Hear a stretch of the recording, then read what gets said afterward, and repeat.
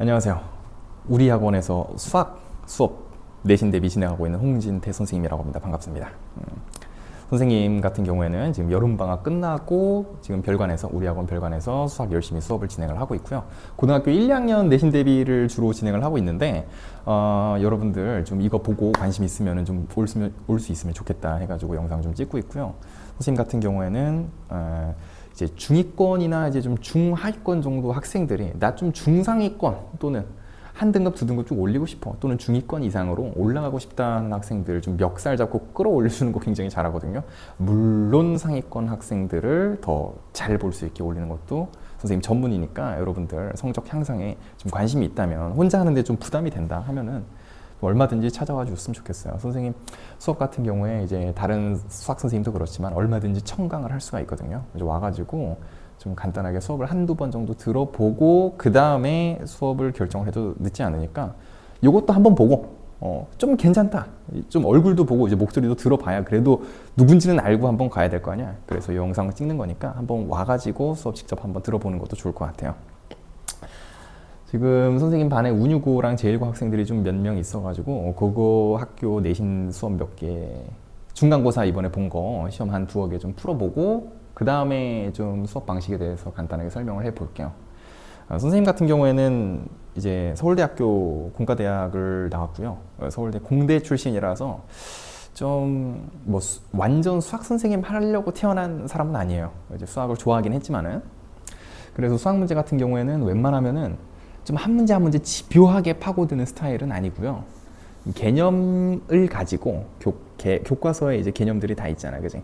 교과서 개념이 정말 중요하거든요. 그거를 쪼물쪼물 해가지고 어떤 문제들은 좀 더 쉽게 풀 수 있는가, 어떤 문제들은 어떻게 접근을 해야 되는가, 최대한 쉽고 간결하게 그리고 직관적으로 문제 푸는 거에 좀 집중을 하고 있어요. 왜냐하면은 그렇지 않으면은 너무 힘들잖아.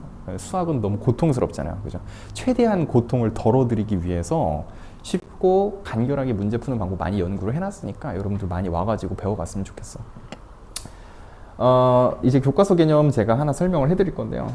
여기 이제 문제가 나올 건데 예를 들어 이런 거 있잖아, 얘들아. A 합집합 B의 원소의 개수는 A의 원소의 개수에다가 B의 원소의 개수에다가 교집합의 원소의 개수를 빼는 거란 말이야. 왜 그런지도 일단 알아야 돼요. 이걸 단순히 외우는 게 아니라, 그지? A라는 집합하고 B라는 집합이 있는데 이걸 통째로 합쳐가지고 원소의 개수를 세고 싶으면은 A 집합 원소를 다 더하고 B의 집합 원소를 다 더해. 그랬더니 여기 겹치는 부분은 두 번 셌잖아. 그래서 두 번 세면 안 되잖아. 똑같은 거를. 그러면 너무 많이 세잖아. 중복이잖아. 그래서 한번 빼주는 거야, 그냥 겹치는 거. 간단하게 이런 개념 하나 적어놓고 이번에 운유고등학교 중간고사 18번 문제, 19번 문제도 아마 18, 17번인가? 아마 그럴 거예요. 그래서 이거 18번 문제 한번 보고 간단하게 이런 개념 적용되는 것도 한번 살펴봤으면 좋겠어. 자, 집합 X에 대해서 PX를 집합 X의 진부분 집합의 개수라고 하는데 진부분 집합의 개수. 부분 집합의 개수도 그렇고 진부분 집합의 개수도 그렇고 완전 교과서 개념이긴 하죠. 진부분 집합의 개수는 어떻게 하냐면 2에다가 여기다가 원소의 개수를 지수로 올려줘. 그치? 원소 개수. 원소가 한 개면 2의 1제곱, 원소가 두 개면 2의 2제곱, 원소가 세 개면 2의 3제곱. 이게 부분 집합의 개수인데 진부분 집합은 내가 아닌 거, 그지? 나랑 똑같지 않은 부분 집합을 얘기한단 말이야. 그럼 나랑 똑같은 부분 집합 딱 하나 있으니까 거기서 하나를 빼준다고. 이게 진부분 집합의 개수예요. 그래서 어떤 이 표현을 봤을 때 이 px라는 표현이 나오면 이 문제에서는 지금 이렇게 표현을 해줘라 라는 거야. x라는 집합의 원소의 개수를 세줘라. 자, 근데 이제 가랑 나 조건을 좀 간단하게 살펴보니까 a의 원소의 개수는 3개래. 그럼 간단하게 pa는 어떻게 되는 거야? pa는 a 안에 원소가 3개 있으니까 진부분 집합의 개수가 2의 세제곱 빼기 1개로 들어가겠지. 간단하게 7개겠죠. 자, 7이죠. 자, 그럼 얘는 7이고 자, 여기 pb 모르죠. b의 원소의 개수. 그 다음에 A 합집합 B의 진부분 집합 개수? 모르죠. 모르긴 하는데 일단 식을 써놓고 보니까 정리가 어떻게 되냐면 잘 봐요. 여기 7하고 1하고 더하면 8이잖아. PB에다가 8을 더하면은 PA 합집합 B가 된다는 거야, 지금. 그러면요. 이걸 내가 어떻게 생각하지? 라고 하는 게 아니라 이 식을 다시 잘 집중을 한번 해보면은 2의 어떤 거듭 제곱에서 1을 뺀 거니까 여기에 5, 4 이런 숫자는 나올 수가 없는 거야. 왜냐하면은 2의 거듭제곱은 애초에 정해져 있어. 뭐 2의 1제곱은 2, 2의 2제곱은 4, 2의 세제곱은 8, 2의 4제곱은 뭐 16, 32 뭐 이런 식으로 이미 정해져 있잖아. 그러니까 어떤 px라는 값 자체도 애초에 pb라고 할게요. 그냥 pb라는 값 자체도 여기서 1 뺀 거 1, 여기서 1 뺀 거 3, 여기서 1 뺀 거 7, 여기서 1 뺀 거 15, 31 점점점 이렇게밖에 나올 수가 없다는 거지. b의 원소의 개수가 1개면 1이 나올 거고 2의 1제곱 빼기 1이니까 b의 원소의 개수가 2개면은 2의 제곱 빼기 1이니까 3이 나올 거고 이런 식으로 원소의 개수에 따라서. 그래서 안 그래도 PA도 1, 7 나왔잖아 이미. 그지? 자, 그 다음에 A 합집합 B라는 놈도 결국 A 합집합 B도 어떤 집합이잖아. 그지? 어떤 집합의 진부분 집합 개수니까 1, 3, 7, 15, 31 뭐 점점점 이런 식으로 이런 애들이 나올 수 있을 거 아니야. 더 있을 수도 있지. 뭐 63일 수도 있고 뭐 127일 수도 있고. 자, 그런데 둘이 얼마 차이 나야 되잖아. 딱 얘랑 딱 8 차이 나야 되잖아. 그러면 여기 있는 숫자랑 여기 있는 숫자 중에 딱 8 차이 나는 숫자가 뭐밖에 없어. 끝났죠. 이렇게 접근을 해주시면 된다는 얘기야. 그지? 깔쌈하죠? 그죠? 여러분은 이거 계산으로 푼 건 아니고 이게 정석적인 풀이에요. 이거는 내가 직관적으로 풀려고 아무리 노력을 했는데 더 심플하게 풀 수 없을 뿐더러 이것밖에 풀이가 없겠죠. 그죠? 애초에 이 8 차이 난다는 개념 자체, 여기 안에 있는 숫자들이 정해져 있다라는 거에서 내가 좀 나열을 해본 다음에 그냥 8 차이 나는 걸 찾은 거야. 7이랑 15랑. 그러면은 얘는 7이고 얘는 15가 되니까 지금 B의 원소의 개수는 3개였다 이런 얘기가 되는 거야. A 합집합 B의 원소의 개수는 4개였다 이렇게 되는 거고. 그 다음에 마지막에 요거 계산할 때 A 교집합 B의 원소의 개수를 알아야 P A 교 B도 내가 계산을 할 수가 있을 거 아니야. 그지? 그러면은 여기다가 쭉 넣는 거지. 지금 A 합집합 B는 여기서 4개가 나온 거고 A의 원소의 개수는 문제에서 3개라고 얘기를 해줬고 B의 원소의 개수도 지금 3개인 걸 내가 알았죠. 그죠? 8 빼기 1이니까 3개인 거 알았어. 그러면은 자연스럽게 교집합의 원소의 개수는 2개여야 되겠다라는 얘기야. 교집합의 원소의 개수는 2개여야 되겠다.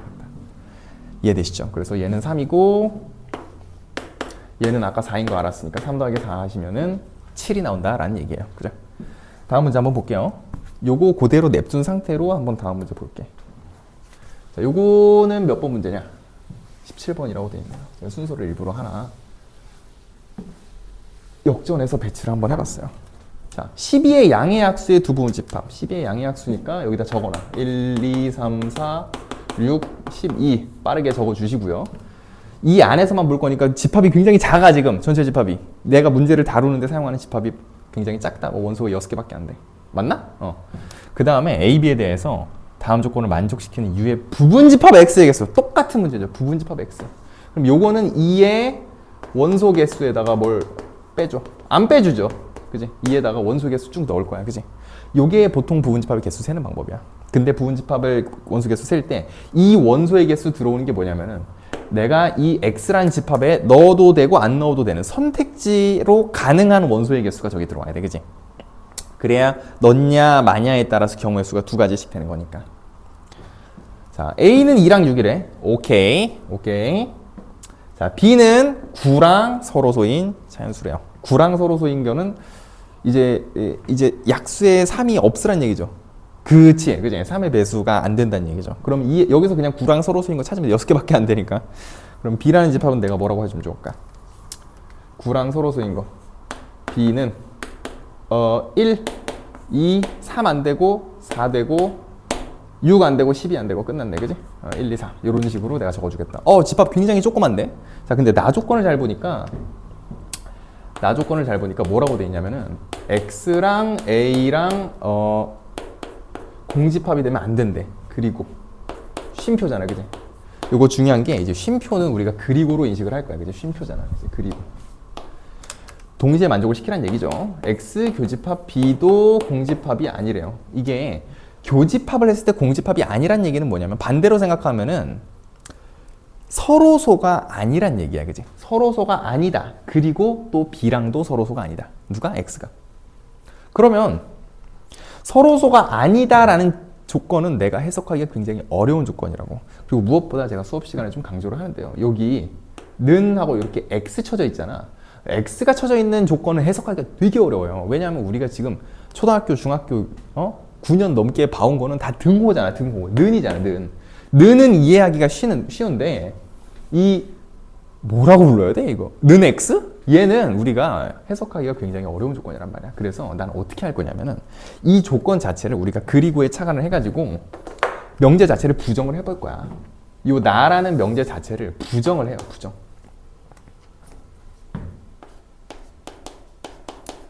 부정을 하면은 집합의 원소 개수 자체가 정확하게 여집합으로 나타나기 때문에 내가 부분 집합 X의 개수, 원래 X로 가능한 게 전체가 몇 개야? 여기 6개가 있으니까 1, 2, 3, 4, 5, 6, 6개가 있으니까 집합 X의 전체 개수가 2의 6개, 64개거든? 이 중에서 이 나 조건을 만족을 시키지 않는 애들을 빼주겠다는 얘기야. 한마디로 부정을 해서 나오는 X들을 다 빼줄 거야, 64개에서. 그러면 요거 부정을 해볼게요. 자, 명제 부정입니다. 여기서부터는 X 교집합 A가 이게 아니다 였으니까 전부 다 기다로 바꿔주면 되죠. X 교집합 A가 공집합 2다. 그리고 부정해 주시면은 이제 또는. 자, 여기서 이 개념이 이따가 들어갈 거야. 자, X 교집합 B도 공집합이 맞다. 이렇게 해주는 거야. 그러면은 잘 생각해봐. 요 조건 또는 요 조건을 만족시키는 거잖아. 그럼 이게 바로 합집합 개념이야. 요 조건과 요 조건의 합집합의 X의 개수를 세는 거니까 훨씬 쉽죠. 왜?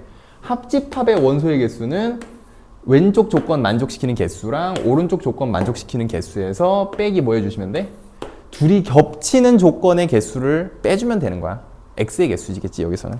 왜냐하면 A랑 교집합이 없으려면 A랑 서로수잖아. 그럼 2랑 6을 가지면 안 돼. 그럼 2랑 6을 안 가지는 거는 원소 4개의 내 선택지가 있으니까 내가 2의 4제곱계인 거야. 그 다음에 더하기. 여기 이 조건만 봐봐. B랑 서로소가 되고 싶어, 그지? B랑 서로소가 되고 싶은데 B가 1, 2, 4, 3개잖아. 그럼 1, 2, 4, 3개를 제외를 하고 보시면 3, 6, 9에 대해 12에 대한 3, 6, 12에 대한 선택지가 있으니까 2의 세제곱이 되겠지, 그지? 그 다음에 빼기. 얘랑 얘를 동시에 만족시키는 이 교집합의 개수를 내가 빼줄 거란 말이야. A랑도 서로소고 B랑도 서로소인 X의 개수를 세봤더니 2, 6도 가지지 말고 1, 2, 4도 가지지 마. 그러면 뭐만 남아, 여기? 아까 뭐였는데? 1, 2, 3, 4, 6, 12 중에 2랑 6 제외하고 2랑 6 제외하고 1, 2, 4 제외하고 2는 이미 제외하고 4 제외하고 그럼 3하고 12만 가지고 내가 원소, 부분집합을 작성을 하면은 A랑도 서로소고 B랑도 서로소일 거 아니야. 그래서 여기는 2의 제곱계. 이렇게 해주시면 뭐가 나오는 거야? 16 더하기 8 빼기 4니까 16 더하기 8 빼기 4니까 얼마 나오죠? 20이 나와요, 그지? 20개가 나왔어. 뭐가? 얘를 만족시키지 않는, 얘를 부정한 게 20개가 나왔어. 그럼 얘는 몇 개가 나와야 돼, 정확하게? 둘이 합쳐서 64개가 나와야 되니까. 여기가 44개가 나오겠죠. 그래서 정답이 아마 44개였을 거라고, 정답이. 그러니까 요 개념.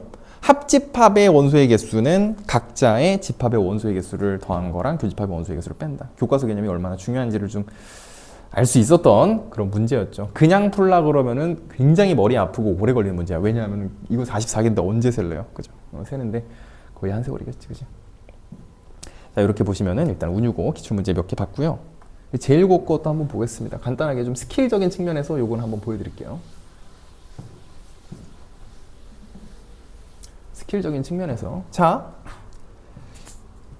집합에 대한 어떤 확답형 문제인데 이 문제는 일단 틀린 사람은 많이 없을 거예요. 그냥 틀리기는 어렵지가 않아. 왜냐면 열심히 계산을 하다 보면은 뭔가 나오긴 해요. 근데 요거를 좀 쉽게 할 수 있는 방법에 대해서 좀 생각을 해보자고. 잘 봐봐. 어차피 전체 집합이 등장을 하시고요. 부분 집합이 2개가 등장을 하시면은 가능한 그림이 딱 하나밖에 없어. 요렇게 되는 거야. 자, 전체 집합에다가 A 하나 들어있고 여기 B 하나 들어있는 거. 됐지? 그 다음에 구획이 총 4군데가 나왔다고. 자, 봐보세요. 바깥 구역 1번, 여기 전체 바깥다.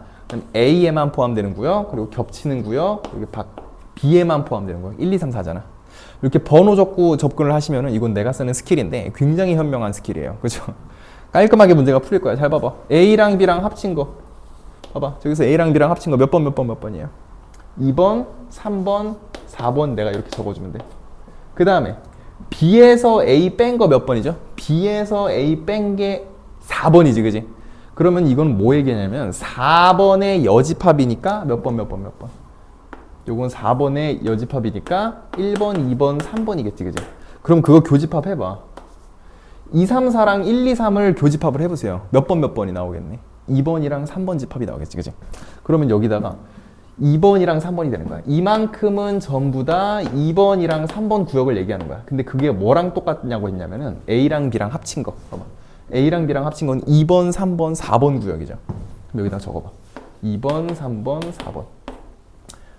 그러면 원래는 이게 둘이 같아야 돼요? 달라야 돼요? 당연히 달라야 되지. 왜? 4번이 존재하잖아.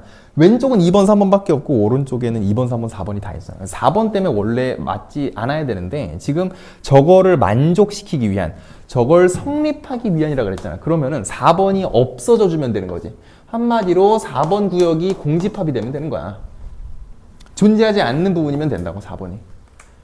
그럼 어떻게 되는 얘기냐면 B 중에서, 잘 봐봐, B 중에서 A에 들어있는 부분은 있는데 요 3번은 존재하는데 요 바깥 부분은 없는 거야. 그럼 얘가 지금 B가 됐다는 얘기지, 그치? 그럼 B가 A 안에 쏙 들어왔으니까 정답은 B가 A의 부분집합이다, 이렇게 해주시면 되는 거지, 그치? 어때요? 이런 번호 적는 스킬 같은 것도 제가 수업 시간에 많이 다루는 내용입니다, 그치? 문제 풀기 위해서 집합의 관계를 파악할 때 저런 스킬들을 내가 사용을 할 수가 있겠다 라는 거고요. 자, 그리고 한 문제 더 있는데 요거는 진짜 객관식 같은 거 풀 때는 열심히 계산을 하는 게 능사가 아니라는 걸 좀 보여주려고 가져온 문제야. 3,2를 x 더하기 2y 빼기 2는 0에 대해서 대칭을 시켜야 돼. 일시정지하고 문제를 먼저 읽으세요, 그죠? 이미 문제 푼 친구들도 있겠지만. 여기다 3,2를 한번 찍어볼게요. 좌표평면을 정확하게 그리는 연습을 자주자주 하셔야 됩니다. 특히 이번엔 기말고사 범위에 유리함수랑 무리함수가 나오잖아. 좌표평면을 정확하게 그리셔야 돼요. 그래프도 정확하게 그려야 돼. 그러면은 그냥 눈만 보고 문제를 풀 수가 있어. 제가 눈만 보고 문제를 풀어볼게요. 잘 봐봐. 3,1이라는 점이 있어. 오른쪽으로 3칸, 위로 2칸. 맞나? 그러면은 한 이쯤에다가 내가 A라는 점 찍으시면 되겠지. 여기가 A가 3,2예요. 자, 그리고 저기 x 더하기 2y 빼기 2는 0이라는 직선이 있어. 이것도 그려볼게. x에다가 0 넣으면은 y가 1 넣어야 되지, 그지? x에다 0 넣으면. 그럼 y에다 1 넣어야 되니까 y절편이 1. 여기. 그리고 y에다가 0 넣으시면은 x 빼기 2가 0이 돼야 되니까 x절편은 2. 자, 요렇게. 으차, 제발. 아, 깔끔하게 잘 그려졌죠? 자, 이게 직선이야, 지금. 자, 그 상태에서 이 A라는 점을 이 직선에다가 대칭 이동을 시킨 점만 찾으시면 문제는 끝나요. 근데 잘 봐봐. 얘 직선 보시면요. 지금 왼쪽으로 2칸 갈 동안 위로 1칸 올라가는 직선이잖아. 기울기가 얼마란 얘기야? 이 친구 기울기가 지금 마이너스 2분의 1이잖아. 그러면은 이 선대칭을 할 때는 내가 이쪽으로 쭉 가주셔야 되는데, 그지? 이쪽으로 쭉 가주셔가지고 이쪽으로 정확하게 같은 길이만큼 가가지고 여기 어딘가에 내가 찍혀야 된단 말이야, 점이, 대칭점이. 근데 이 기울기랑 수직이어야 돼요. 그게 핵심이야. 수직이고 이 길이랑 같으면은 걔를 우리가 대칭점이라고 부를 수가 있는 거야. 두 가지야, 그지? 수직이고 이등분이 된다, 길이가. 그런데 봤더니 내가 점을 정확하게 찍은 점 중에 하나가 2,0이었거든요. 그럼 잘 봐봐. 여기서 이 점 가는데 몇 칸 내려가요? 2칸, 1칸 가면 2,0이잖아. 3,2에서 2,0까지 2칸, 1칸 가면 되잖아. 그럼 벌써 기울기가 딱 얼마가 됐어? 2가 됐죠. 그럼 끝난 거야. 자, 봐봐. 여기서 여기 2칸, 1칸 내려갔지? 그러면은 똑같이 이 길이를 맞추기 위해서 2칸, 1칸 내려가시면은 요 점. 2,0에서 2칸 내려가고 1칸은 왼쪽으로 갔으니까 몇 콤마 몇이 되겠네. 요 점은 1,-2. 요 점이 A의 대칭점인 거지. 끝났어요. 그냥 손으로 풀어도 문제가 없는 수준이야. 특히 대부분의 선대칭 문제들은 점들 자체가 깔끔하게 나오기 때문에 내신 수준에서는 이렇게 손만으로 좌표평면 그렸을 때 풀 수도 있는 문제들이 있었다. 그런 거를 좀 보고 넘어갈게요. 자, 그래서 선생님 같은 경우에는 이렇게 열심히 계산해가지고 푸는 문제도 있어요. 만약에 이게 서술형 문제였다면 이렇게 풀면 될까 안 될까? 안 되겠지, 그지? 서술형 문제였으면 분명히 이거를 전부 다 정확하게 얘가 1, -2가 대칭이 될 수밖에 없는 이유를 설명을 해야 된다고. 방법이 뭐냐면은 A, B라고 내가 설정을 하고 대칭되는 점이, 그지? 두 점의 중점이 이 직선 뭐냐? x 더하기 2y 빼기 2는 0이다. 그래서 여기 중점이 2,0인지도 몰랐을 거 아니야, 그지? 그러면은 요 점을 만들어 가지고 2분의 a 더하기 3, 2분의 b 더하기 2 이렇게 적어주고 여기다가 대입을 하고, 두 번째로 요 a, b랑 얘랑 기울기 구해가지고 2라고 우기고, 얘 기울기가 마이너스 2분의 1이니까 그렇게 연립방정식을 푸시면 문제가 풀리긴 하겠지만은 객관식의 경우에는 여러분 답만 내면 되죠. 아니 진짜 내가 좀 야매로 하는 얘기가 아니라 여러분들 객관식은 오직 답만 내면 되는 문항이기 때문에 여러분들이 문제를 꼭 모든 개념을 활용해서 완벽하게 풀 필요는 없다는 얘기예요. 당연히 교과서 개념이 기본이 돼야 되지만 그걸 기본으로 하는 전제 안에서 더 심플하게, 더 빠르게, 직관적으로 풀 수 있는 방법이 무조건 존재를 한다는 거죠. 그래서 그런 거에 대해서 연관계에 있어가지고 선생님이 많이 정보를 좀 공유를 하고 싶어요. 그래서 수학 공부 팁이라고 돼 있어요. 객관식과 서술형의 풀이를 좀 다르게 하자. 그게 핵심인 거고, 객관식의 경우에는 그냥 답을 낼 수 있는 가장 빠른 방법을 사용하시는 게 맞아요. 그러니까 답만 나올 수가 있으면은 내가 어떤 개념을 알고 있는지 피력할 필요가 없어. 잘 찍는 애가 그러니까 능사라는 거야. 그러니까 절대 찍으라는 얘기가 아니에요. 그러니까 랜덤으로 찍는 게 아니라 수학적 개념 안에서 답이 될 수밖에 없는 애를 빠르게 골라내는 게 객관식 문제야. 그럼 내가 어떤 개념을 알고 있는지 열심히 자랑을 해도 아무도 안 알아줘요. 그러니까 이런 거야. 여러분들 수능 보러 가셔도 대학교 대학 수학 능력 시험 보면 그 OMR 카드에다 답지 작성하잖아요. 그러면은 그 친구가 정확히 교과서 개념으로 풀었는지 아니면은 야매인지 뭔지 뭐를 이상한 방법으로 풀었는지 알까? 뭐 가산점 줘요? 아, 너는 같은 2번을 골랐지만은 더 사려 깊게 골랐구나. 너에게 가산점 줄게. 이런 거 없어요. 2번을 고르면 배점을 받는 거고 2번을 안 고르면 배점을 안 받는 거야. 그게 핵심이고, 객관식 같은 경우에는 그래서 그냥 답을 낼 수 있는 가장 빠른 방법을 사용해서 풀 수 있도록 제가 유도를 해드릴 거고요. 여기 이미 똑같네. 그치? 가장 빠르게 답이 나올 수 있는 풀이로 접근하는 거야. 풀이 자체를. 그럼 그런 풀이들도 내가 충분히 알고 있어야겠지. 왜냐하면 시험 같은 경우에는 시간 싸움이니까. 시간 싸움 안에서 승리를 하려면은 내가 아는 문제들은 이미 충분히 다 맞추고 모르는 문제들은 어차피 본 적이 없을 문제일 확률이 높으니까 그거 고민할 시간을 좀 벌어야 된단 말이야. 그러면은 시험 문제를 풀 때요, 최대한 빠르게 풀 수 있는 거는 빠르게 풀어주는 게 맞다는 거고, 서술형이 이제 중요하지. 그렇다고 개념을 소홀히 하면 안 되는 이유는 우리 서술형 문제가 있어요. 아마 이 기말고사엔 서술형 안 나오는 학교도 있을 수 있을 텐데, 그런 학교의 경우에는 이번 기말고사에는 열심히 그냥 빨리 풀기만 하면 되고, 서술형 문제가 있다 만약에 그러면은 개념에 충실하게 풀이하는 방법을 서술을 하셔야 돼요. 그렇다고 모든 걸 다 설명하면서 쓸 필요는 없어. 서술형 답안 작성 요령도 있는 거야, 그지? 개념을 알고 있다는, 내가 이 개념을 알고 있고 이걸 사용했다는 사실만 정확하게 서술을 해주면 돼. 막 A를 뭐 이항하고 뭐 B를 제곱하고 이거를 다 적느라고 시간 오래 걸려가지고 결국 배점 다 못 맞는 친구들도 있는데, 그렇지 않다고. 수학 문제라는 거는 수학 선생님이 채점을 하는데요, 거기다가 내가 미사여구를 다 적는 게 아니라 어떤 개념을 정확하게 워딩을 써주시면은 문제가 대부분 맞게 처리가 돼. 그 문제에 필요한 개념을 썼다면은. 그래서 그런 식으로 우리가 서술형과 객관식을 아예 다르게 문제를 풀어야 된다는 거에 대해서 제가 좀 강조를 드리고요. 수업 같은 경우에는 보통 1시간 정도 개념 수업을 하고 1시간 정도 유형 수업을 하려고 노력을 하고 있어요. 정확한 개념 이해를 먼저 하는 게 우선이야, 그지? 정확한 개념 이해를 통해서 좀 이해를 해야 돼, 그지? 그러니까 문제를 풀 때 그 유형을 외우는 것도 좋아요. 결국에는 외워줘야 되는 건 맞아. 그런데 그 전에 기본적으로 문제를 풀 때는요, 이해를 하고 풀려고 노력을 해야 된다는 거야. 그렇지 않으면은 조금만 변형이 돼도 내가 문제를 못 푼다? 아주 정형화된 쉬운 문제들 같은 경우에는 내가 외워서 풀 수도 있겠죠. 그런데 두 문제가 좀 융합이 돼 있다거나 아니면은 어떤 문제가 있는데 내가 모르는 방향으로 조금 변형이 돼 있다거나 했을 때는 내가 유형을 외워가지고는 문제를 정확하게 풀 수가 없다는 거야. 그러면 우리 같은 경우에는 어떻게 할 거냐? 개념을 정확하게 이해를 할 거예요. 그래가지고 내가 개념 학습을 최대한 시켜드리고 개념을 토대로 처음에는 단축키 없이 빠르게 푸는 방법 없이 문제풀이를 이용해 가지고 자세한 개념 설명을 좀 진행을 해줄 거야. 그 다음에 여러분들의 이제 수준이 있을 거 아닙니까? 내가 3등급, 2등급이 안 나오는데 고난도 기출문제를 풀면 안 되겠죠. 일단은 기본적인 문제들을 최대한 잘 풀 수 있게 연마를 하는 거야. 그래서 교과서는 일단 기본입니다. 아까 기출문제들 다 교과서에 거의 있는 문제예요. 교과서 문제들은 일단 암기가 될 수준으로 충분히 풀 수 있는 수준이 돼야 돼. 근데 여기 개념 이해가 충분히 됐다면 교과서 문제들은 다 풀 수가 있어. 그 다음에 교과서를 좀 반복을 시키든가, 내가 지금 완전 중하위권이야, 완전 하위권이야, 그러면은 교과서를 최대한 반복을 해가지고 어떻게든 일단 중위권 이상으로 올리는 게 중요해요. 그런 다음에 그 연습이 다 된 상태에서는 좀 실전 기출문제 풀이로 갈 수가 있겠지. 또는 내가 이미 한 3, 4등급, 4등급은 좀 그렇고 한 3등급 정도 돼요.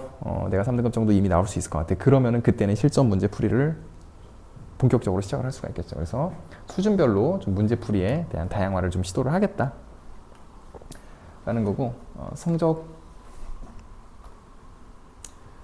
자, 실제로 성적이 향상된 친구들이 좀 있어요. 지금 벌써 중간고사 지금 저랑 한 번 시험 대비를 했는데, 뭐 그 친구가 이렇게 말한 건 아니고 제가 얘기를 해보니까 이런 식으로 말했을 것 같아서 간단하게 써봤어요.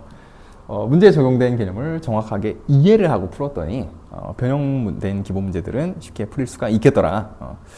제가 좀 물어보고 적은 거긴 한데 타이핑을 내가 해가지고 좀 부끄럽네요. 그런 얘기가 있고요. 3등급에서 이제 2등급으로도 갈 수가 있네. 그지? 저는 사실상 2등급은 상위권이죠. 그죠? 이 친구는 그냥 실수를 좀 해가지고 2등급이 나온 것 같아요. 실수만 안 하면 1등급 할 수도 있을 것 같아요. 좀 개념 유형 문제, 실전 문제들을 많이 풀어보다 보니까 이제 2등급까지는 문제 내 실력에 맞게 더 끌어올릴 수가 있겠다. 실력을. 그죠?